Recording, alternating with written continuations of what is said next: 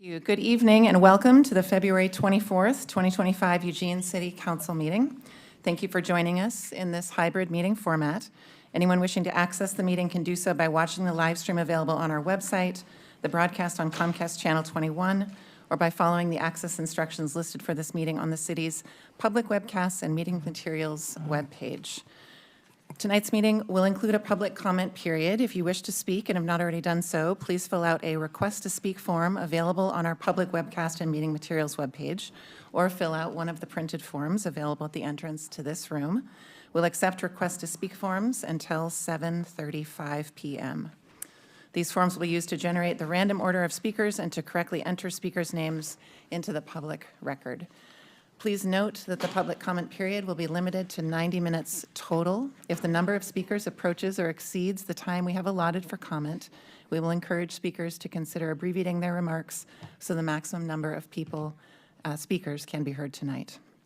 For those joining the meeting remotely for public comment period, you are welcome also to email your comments to City Council. Everyone is welcome to email comments to City Council at any time. As a reminder, the Council's meeting rules of conduct include no flags, signs, loud or disruptive language, noises, or conduct that obstructs the business of the Council. Please keep the room quiet and respectful for all speakers, and you are welcome to wave your hands in silent support.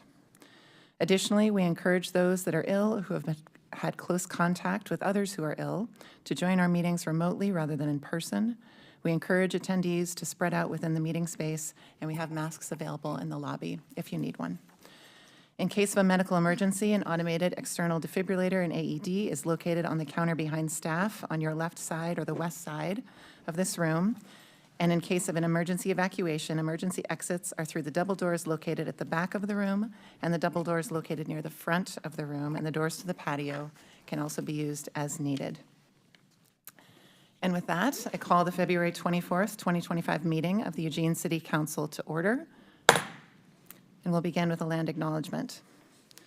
Since time immemorial, the Kalapuya people have been the indigenous stewards to our region, building dynamic communities, maintaining balance with wildlife, and enacting sustainable land practices. This land acknowledgement is a way of resisting the erasure of indigenous histories and to honor Native communities by inviting truth and reconciliation. Following treaties between 1851 and 1855, Kalapuya people were dispossessed of their indigenous homeland by the United States government and forcibly removed to the Coast Reservation in Western Oregon. As we consider the impacts of colonization, we also acknowledge the strength and resiliency of displaced indigenous people. The city of Eugene is built within the traditional homelands known as Kalapuya Alihi. Kalapuya descendants are citizens of the Confederated Tribes of Grand Ronde Community of Oregon and the Confederated Tribes of Siletz Indians of Oregon. They continue to make contributions to our communities here and across the lands. We express our respect for the inherent political sovereignty of all federally recognized tribal nations and indigenous people who live in the state of Oregon and across the nation. Now, the first item on tonight's agenda is committee reports and items of interest. I will now open the floor for committee reports or items of interest from council. Councilors, as a reminder, please press the button at the bottom of your microphone stand to unmute. Mute yourself when it is not your turn to speak. Council reports.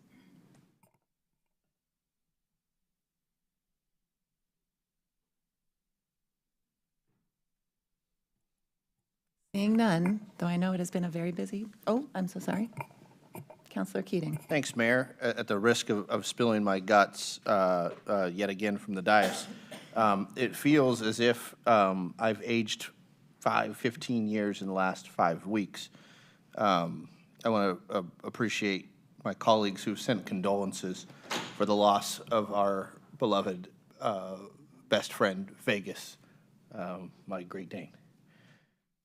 She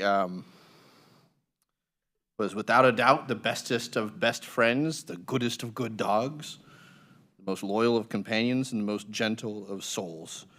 On Tuesday, 1 month after my mom passed, just 3 weeks shy of turning 14, Vegas crossed Rainbow Bridge. So the heavy heart I will leave colleagues with a quip that I shared with Councilor Zelenka in the break room. A quote from George Carlin. Life is a series of dogs. Go get one. Happen to know a pretty stellar shelter in town, and I want to give kudos and thanks and appreciation to Greenhill, who welcomed me with open arms as we donated Vegas's bag of food late last week. So don't buy, adopt, and let those little souls wriggle their way into your heart, and there they will stay forever. Thank you.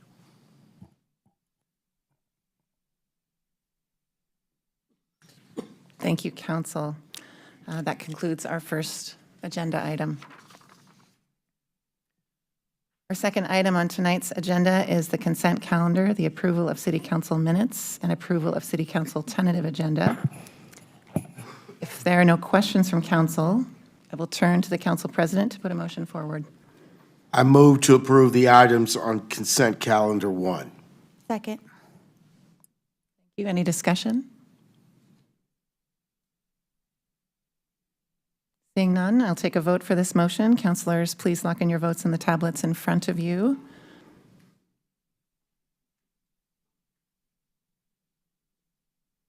I see Councilor Groves with a hand raised, which I presume to mean in support. Thank you very much for that raised-handed yes vote.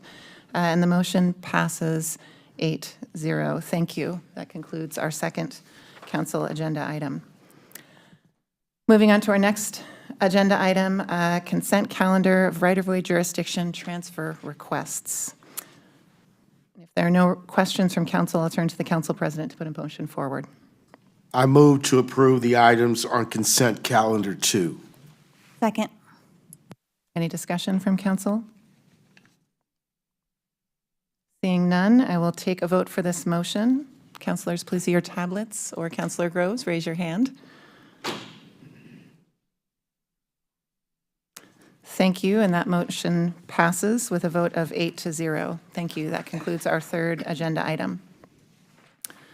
I'll now turn to the city manager to introduce our fourth agenda item, which is action related to safe parking and tent sunset extension.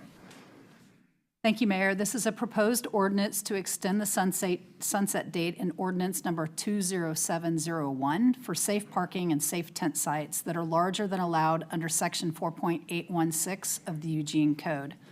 Following council direction in 2021, the city created new shelters to address a dramatic increase in public space camping during the pandemic. 3 shelter sites comprising over 150 shelter spaces currently operate under this ordinance. The existing ordinance sunsets on June 30th, 2025, and this proposed extension is for 12 months to June 30th, 2026. Extending the sunset date is needed to operate these shelter sites into the coming fiscal year and does not obligate spending any funds. A public hearing was held on February 18th. A representative of St. Vincent de Paul provided public testimony in support of the proposed sunset extension. Thank you. If there are no questions from council, I'll now turn to the council president to put a motion forward. Move to adopt an ordinance extending the sunset date of ordinance number 20701, temporary establishment of safe parking and safe tent sites that are larger than allowed under section 4.816 of the Eugene Code 1971. Second. Any discussion from council? I have the queue with Keating and Kaczynski. Thank you, Mayor. Thank you, Mayor. As the minutes indicate, I was absent for that particular public hearing. That was the night that Vegas passed away. So this question might have been asked, so apologies if it has. Why are we sunsetting it or why are we extending the sunset for 1 year, and why not looking at a 2 to 5 year extension? Recognizing the need isn't going to go away in 365 days. Yeah, I think that the purpose for that is just following the pattern that we've been following with extensions. And I would also say there's no guarantee for funding in the future, so I think we just tried to align with what we know is coming from the state. Counselor Kaczynski. I have a motion I intend to make, which I guess I'll make now. So I move to amend Recital D and Section 1 to extend the sunset date by 3 years, making an extended sunset date of June 30th, 2028, and I can speak to it if I... Second. Thank you. So when we, as you pointed out, we could extend this for longer than just 1 year. This ordinance does not commit funds to these sites or guarantee that any individual site would continue, particularly if we don't find funding for those sites. However, what it does do is create this sort of legal permitting infrastructure that's needed to continue those sites. My understanding is these programs have been fairly successful, that there is likely to continue to be a need for them. And so by extending the sunset date, that means that if we do get more funding, that doesn't, gives us that sort of infrastructure that we need in order to be able to continue these programs if funding's achieved. And what I'll also note is that extending sunset dates every year takes time, and time is money. It takes staff time, and staff get paid, and it takes council time. You have to coordinate public hearings. And so by extending it for 3 years as opposed to 1, we create some efficiencies by not having to do this 3 more times over the next 3 years.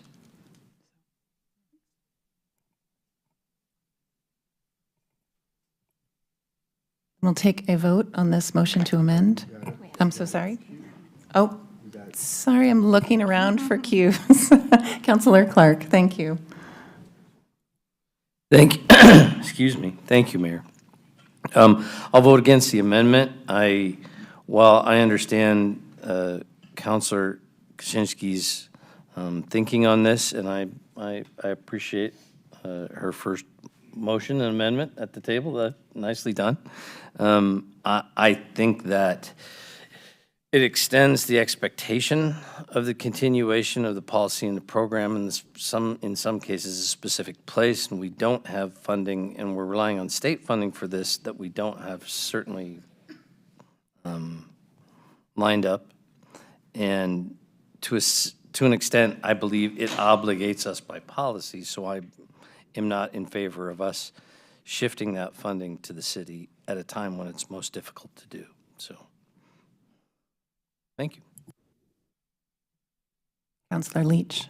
Thank you. I'm in support of this amendment, but I did have a question for our city attorney. Does this change the ordinance sufficiently to require another public hearing? No, Perfect. Thank you. Then I'm in support.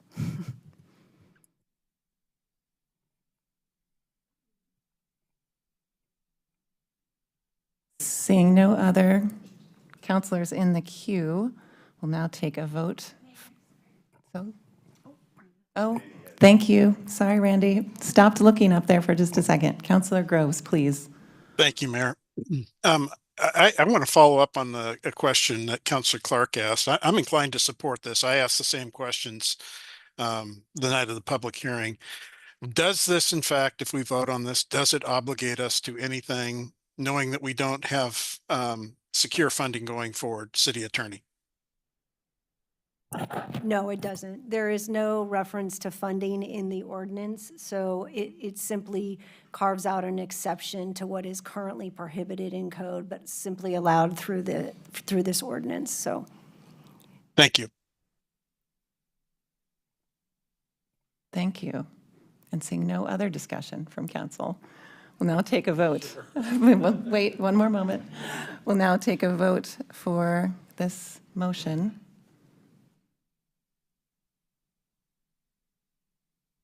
Councilors, please lock in your vote to the tablets in front of you.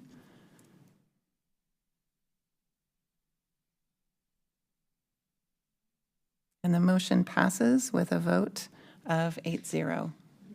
No? Sorry, Randy's hand is raised. It's a lot of screens. Counselor, 7-1. Sorry, I'm looking at the wrong screen, everyone. Thank you. The motion passes with a vote of 7-1. Thank you. And now the amended motion. And now back, Council President, would you please put forward So the ordinance is on the table now as amended with a second. So there could be Thank you. discussion regarding the ordinance, or you could vote. Any discussion? Seeing none, we'll now take Councilor Groves. Thank you. Sorry, a little bit of a delayed reaction here on the screen with that little hand. I had a little bit of delayed action getting my hand up. I just wanted to make sure on that last vote, you marked me down as in favor, correct? Yes, 7 Okay. to 1, but you were in favor. Thank you. Thank you for clarifying.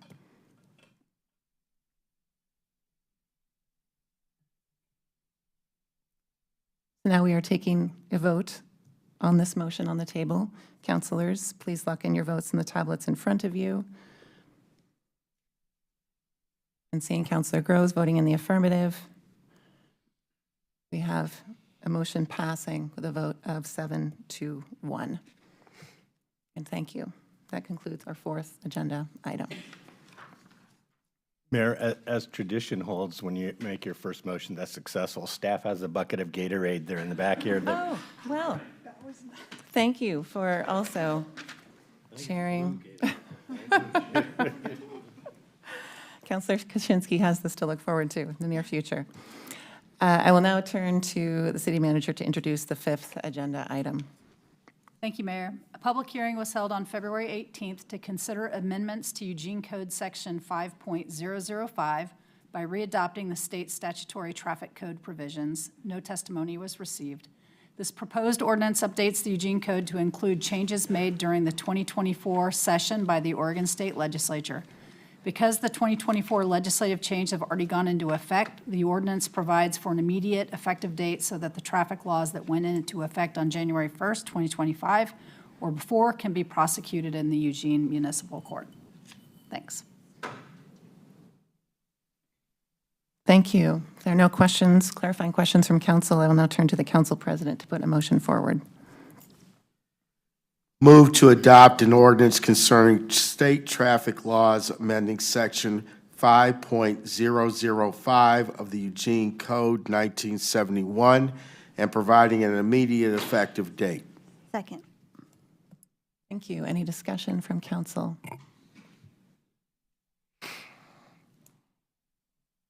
Seeing none, I will now take a vote for this motion. Councilors, please lock in your votes in the tablets in front of you. Councilor Groves, I see you voting in the affirmative, and we have a vote. The motion passes with a vote of 8-0. Thank you. That concludes our fifth agenda item. And the last item on tonight's agenda is the public comment period. Public comment period is an opportunity for individuals to speak to the City Council on any city-related issues except for those which have already been heard by a hearings official. Staff, can you please share a list and the total number of speakers that have signed up to speak at the public comment period by 7:35 earlier tonight and announce the first speakers? Thank you, Mayor. We have 8 speakers this evening. I will announce 2 speakers' names at a time. When you are called to speak, please state your name and your ward or neighborhood, if known, before beginning your comments. If you are announced as the next speaker, please move to the seat in the front row designated for the next speaker. When it is your turn, you may come to the podium. Please leave any bags you may have with you at your seat. If you have documents to give council, please place them in the basket near the podium. You will have 2.5 minutes to speak. The timer will flash red when you have 15 seconds remaining to speak. Your microphone will be muted at the 2.5-minute mark.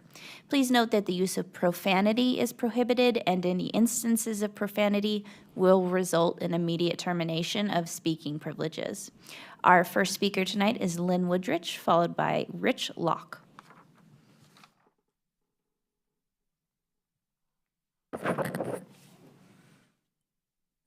My name's Lynn Woodrich. I'm the Active Bethel Community Co-Chair. I've lived in the Bethel area over 30 years. I live in Ward 8. I'm speaking for the Active Bethel Community Board. I'm aware that there's a budget shortfall, but Bethel can't be put on the back burner. Bethel needs a police substation on Highway 99 now. The city located the Lindholm Center in the Active Bethel community. It's a magnet of services for the homeless all over the United States. You need to either move it or take care of the businesses and residents that are being impacted by the situation it's causing. You've been getting regular emails from the owner of the Gilbert Shopping Center with photos of the tents and garbage accumulating along Highway 99. There have been incidents where people visiting our local businesses have been threatened or attacked. The community safety payroll tax needs to support Bethel too. Some of the funds need to be routed to Bethel. The city hired a downtown incident commander in 2023 to focus on public safety and cleanliness, ensuring appropriate police presence, and coordinating resources from across the organization in a rapid response team. Bethel needs this in the plan. Thank you for moving along the public health standards. Closing the gaps in policies to protect people should help to remove any questions about companies locating in inappropriate places. I haven't heard that a decision has been made yet. The H&S Energy Group, a limited liability company that has been in business for only 3 months, is asking for an I-3 heavy industrial zone verification dated December 31st to put a bulk plant for motor fuels known as a tank farm on Kintry Street in the Train Song neighborhood between Highway 99 and Northwest Expressway. It would be a distribution and storage center for gasoline, diesel, and other fuel-related products and must be stopped. Thank you. Thank you, Lynn. Our next speakers are Rich Locke, followed by Danny Patch. Good evening, Mayor, Council.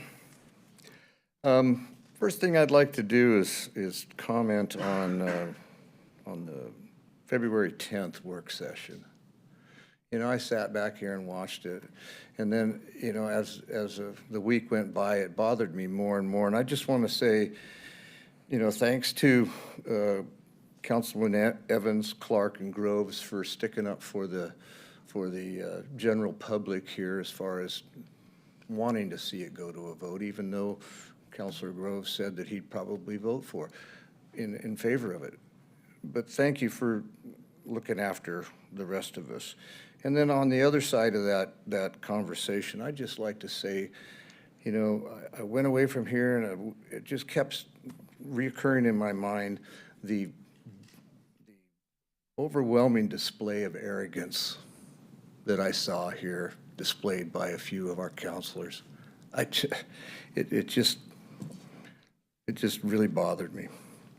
And I'd like to comment on the application of the method of this fee, right? I've been watching this and I've been involved in several of them.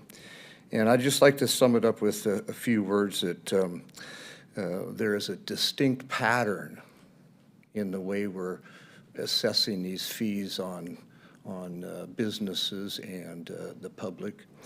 It's reoccurring. Over the last decade, it's reoccurred several times. It's very systematic, and it's always strikes at the heart of what's the most valued securities and services that the general public needs. So there's always people wanting to protect those things. So why is it it's either schools or policing or fire or EMS or whatever it is? It's always striking at the heart of our communities. Thank you. Thank you, Rich. Our next speakers are Danny Patch, followed by Josh Easterland. Danny Patch, I too am very dismayed and confused. I don't understand how a working board such as yourself can be so blatantly arrogant to tell us that we don't have a right to vote on things that we're responsible to pay for. Fear-mongering, intimidation. I know you, Madam Mayor, just walked into this, but you certainly didn't walk into it overnight. I'm sure you were kept abreast of what was going on. We have a city manager who I think needs to be audited. We have a city corrupt government for finances. We have a right to know how this building was purchased. And I think you're hiding it. Otherwise, you would have sincerely, honestly, like our friends, come to us and asked us for a loan. But you didn't do that. You shenanigans around in the dark, and then you bought it, and now you can't pay for it without inventing some fees. And once again, fear-mongering, just like my previous speaker spoke. You are deplorable. You're shameful. And I think you might even be criminal. And that's why I think there should be an audit of what you've done. Because $25 million didn't just appear. So there's something going on here, and I think some bigger people need to be looking into it. And you've bought yourself a lot of trouble. And I think some of you, I think, Madam Mayor, you should ask for the city manager's resignation to protect yourself. Something is not right here legally. It's a bunch of shenanigans, and I'm tired of it. I thought I trusted you. What a idiot I was, huh? And I agree with the previous speaker about the annex at the last work session, giggling and laughing and, oh, I have all this power. It's our relationship that you just dissolved in one evening. We don't mean anything anymore but a paycheck. And you don't seem to think why we're upset? And now the city, what am I trying to say? The Business Bureau represents our community, is now on our side. And you've bought a big piece of chew and you can't. Thank you, Danny. Your time is concluded. Our next speakers are Josh Easterland, followed by David Eigel. Hey, everybody. I'm Josh Easterland, the Director of Equitable Access Eugene, here again to talk to you about why I want to decriminalize the ability to grow, gather, and gift psychedelic plants here within the city of Eugene. Last time I talked to you a little bit about decriminalization. Today I kind of want to talk to you about maybe the safety and efficacy. So psychedelics have been used for thousands of years, maybe for as long as we've been human beings, and humans care about altering their consciousness. I have coffee most mornings. I assume many of you do. I'm probably gonna have a drink after this and try to relax. It's a pretty common thing. Same with psychedelics. They're things that, you know, our species has used in order to, you know, change the way we think.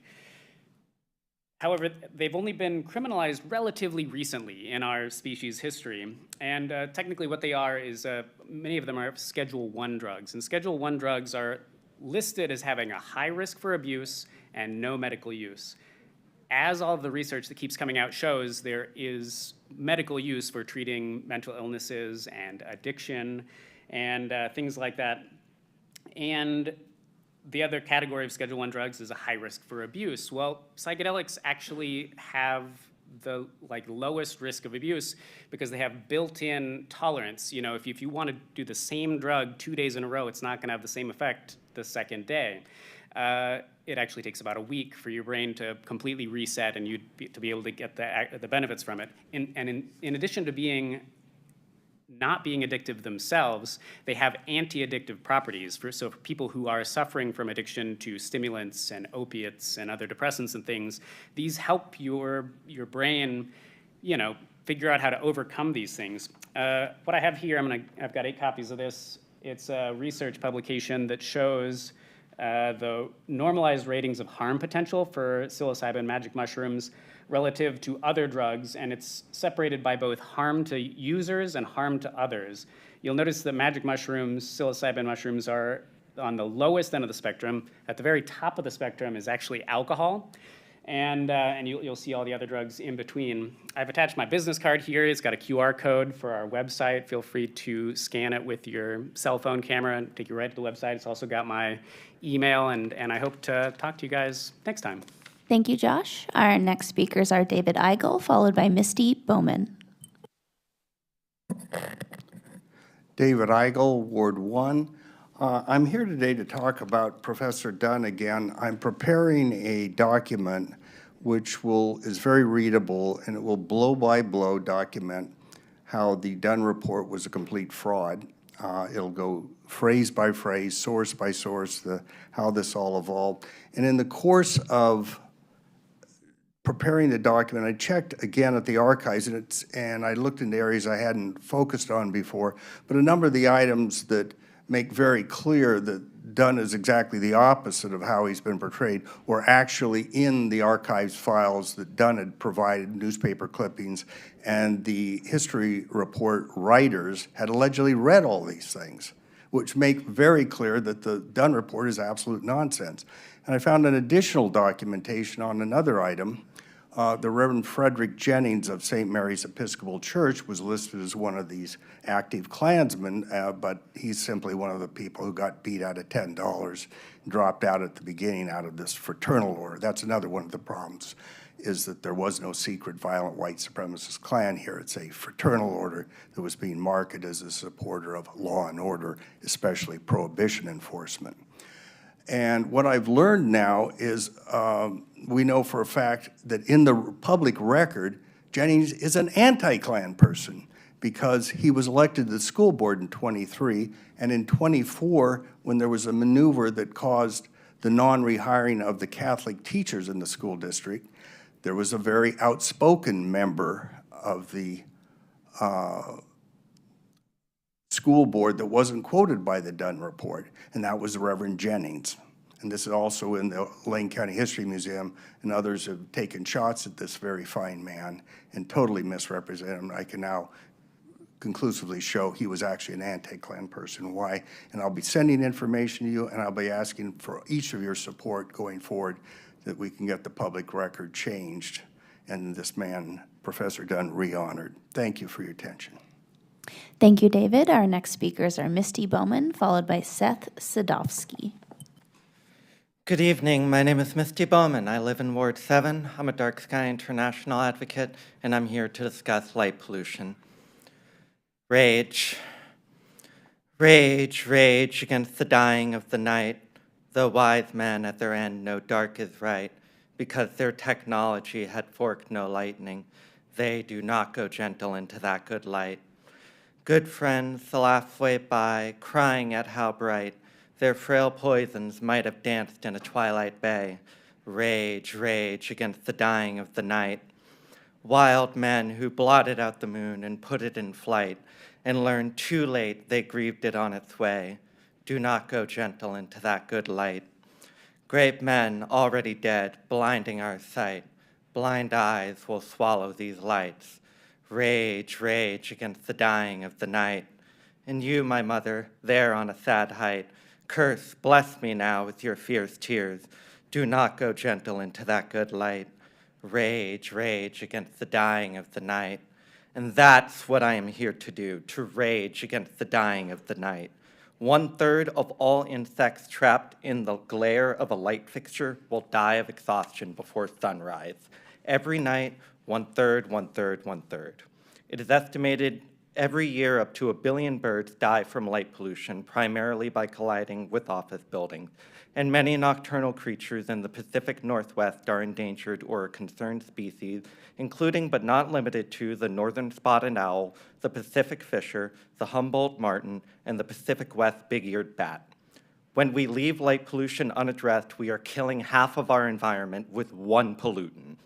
Until we fix our light pollution, Eugene will continue to be complicit in an ecocide. You've run out of time, City Council. We've had a 40% decline in the insect population in the last 50 years and a 25% decline in the bird population. I urge the City Council to revise and enforce the outdoor lighting ordinance to a new ordinance guided by Dark Sky International's 5 principles of responsible outdoor lighting. Thank you for your time and respects to Dylan Thomas. Thank you, Misty. Our next speakers are Seth Sadovsky, followed by Athena Aguiar.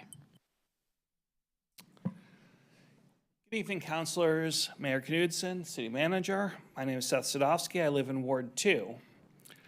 I'm here once again to ask that the city take control of ensuring that our sidewalks get maintained. Our city has a Vision Zero plan to improve transportation safety. I don't know the numbers, but your staff can tell you. But as a casual observer, I read about people dying on our roads and sidewalks fairly regularly. We have a transportation plan to reduce the number of people driving in single-occupant cars and increase the number of people walking, biking, and using transit. I don't know exactly how we are doing on that, but I don't think we are on track for 2035. We have a climate recovery ordinance that says we will significantly reduce our emissions. Transportation, mostly private vehicles, is our biggest emitter in town. These plans are not simply things that I want. They are legislative decisions made by a mix of you sitting in front of me and your predecessors. In order to achieve any of them, we need better sidewalks. Poor sidewalks make it hard to get around and have disproportionate impacts on people with disabilities, children, the elderly, and those who can't afford cars. Most sidewalk maintenance is done by private property owners, and code enforcement complaints is our only mechanism to enforce this work. Depending on code complaints does not lead to complete or equitable solutions. I've heard that you have a work session scheduled to discuss how we can get better sidewalks. There are many possible creative funding mechanisms, including gas taxes, a fee to concert and sports venues, adding a fee to utility bills, using our general fund. I encourage you to consider a plan that will lead to all of our sidewalks being in good shape within 10 years. Thank you for your attention. Thank you, Seth. Our next and final speaker is Athena Aguiar. Mayor, councilors, my name is Athena Aguiar, and I'm a resident of Ward 5. You know, the other night, I was kept up thinking about the city's budget issues. I know you've already passed the fire fee to help address the deficit, but the city needs more money to keep funding essential services like the library. I have an idea to raise money. Tax large corporations. Do you remember Oregon Ballot Measure 118 from the election last year? Did you know that measure was initiated in coffee shops of Eugene? It didn't pass, but the idea behind the measure was to tax large corporations and give a rebate to all Oregonians. Forget the rebate, let's fund the city. What if we look to the City of Portland's business license law for guidance, but only subject high-income businesses to our city's tax, like Measure 118 wanted to do, while explicitly excluding nonprofits, small businesses, self-employed individuals, rideshare drivers, etc. And then we can fund the library. Thank you for your time. Thank you, Athena. Mayor, that was our final speaker. Thank you very much. I will now close the public comment period. Are there any comments from City Council? See Councilor Zelenka. Yeah, thank you, Mayor. Just to clarify, with about 5 minutes of homework or research, one could easily determine how we paid for this building. And that is that we saved our money over many years. And the price was $12 million, not $25 million. And we paid eWeb upfront $8 million in cash, and then we're paying the other $4 million over time, which does not require us to borrow any money. So the city manager not only did absolutely nothing wrong or illegal, she in fact did a great job of negotiating a good and fair deal with eWeb for the purchase of this building, and I think she deserves credit for getting us where we are today. Thank you. Councilor Ye. Thank you. I just wanted to be very clear about our city manager and our city staff. They are not dishonest.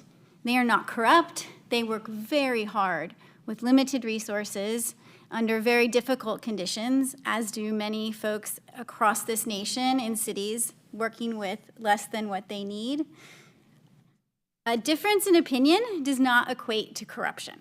Disagreements are a natural aspect of diverse perspectives and are actually quite healthy in groups reaching good decisions. For example, while I very much disagree with the Chamber of Commerce's stance, I do not believe they are corrupt. I believe that we are just coming from a different place and have different perspectives on how to move our city forward in the best direction.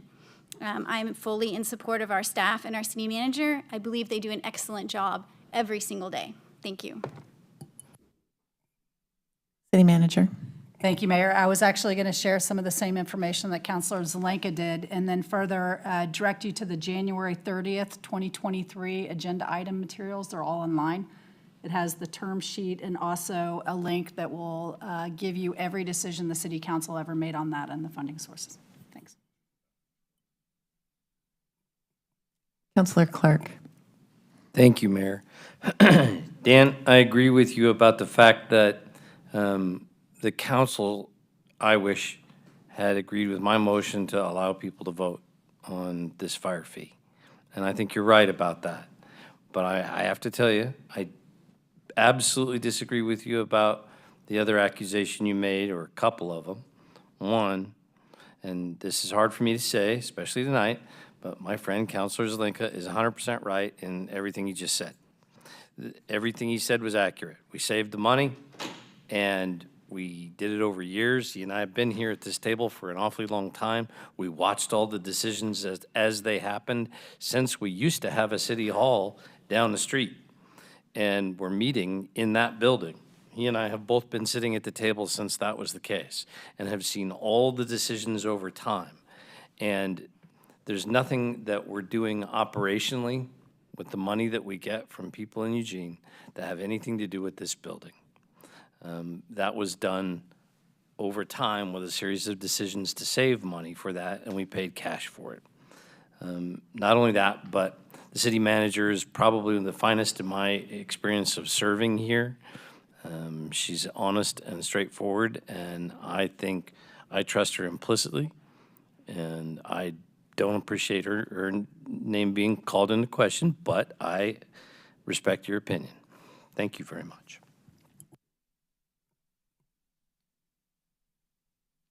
No more counselors in the queue with public comments, I should say, at the end of our meeting. And so with that, I will now close the February 24th, 2025 City Council meeting, and we are adjourned.